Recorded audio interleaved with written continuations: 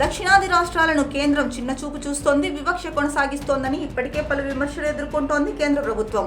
ఈ క్రమంలోనే డీలిమిటేషన్తో దక్షిణాది రాష్ట్రాలు వర్సెస్ కేంద్రం అన్నట్టు ఉంది.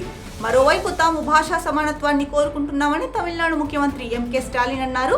తమిళనాడులో తమిళానికి ప్రాధాన్యం కల్పించమని అడిగితే దానిని దురభిమానం అనే ముద్ర వేస్తున్నారని విమర్శించారు.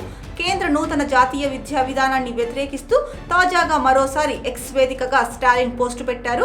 జాతీయ విద్యా విధానం ఎన్ఈపీలో భాగమైన త్రిభాషా సూత్రం అమలుపై తమిళనాడు కేంద్ర ప్రభుత్వాల మధ్య వివాదం కొనసాగుతున్న సంగతి తెలిసిందే.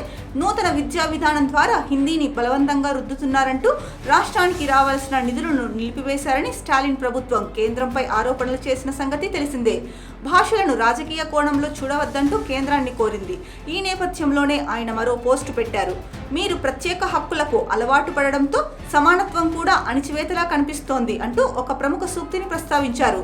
తమిళనాడులో తమిళానికి ప్రాధాన్యం ఉండాలని డిమాండ్ చేసినందుకు మాది దురభిమానమని ముద్ర వేస్తున్నారు. దురభిమానం ఎలా ఉంటుందంటే తమిళులు అర్థం చేసుకోలేని భాషలో 3 క్రిమినల్ చట్టాలకు పేర్లు పెట్టడంలా ఉంటుంది. దేశాభివృద్ధిలో కీలక పాత్ర పోషించే రాష్ట్రానికి ప్రాముఖ్యత ఇవ్వకపోవడం, ఎన్ఈపీని నిరాకరించినందుకు విద్యకు వెచ్చించాల్సిన నిధులను ఆపేయడం దాని కిందకే వస్తుంది. గాడ్సే భావజాలాన్ని కీర్తించే వ్యక్తులు చైనా దురాక్రమణ, కార్గిల్ యుద్ధం, బంగ్లాదేశ్ విముక్తి కోసం జరిపిన యుద్ధాల్లో అత్యధిక నిధులు అందించిన డీఎంకే ఆ పార్టీ నేతృత్వంలో ప్రభుత్వ దేశభక్తిని ప్రశ్నిస్తున్నారని దుయ్యబట్టారు.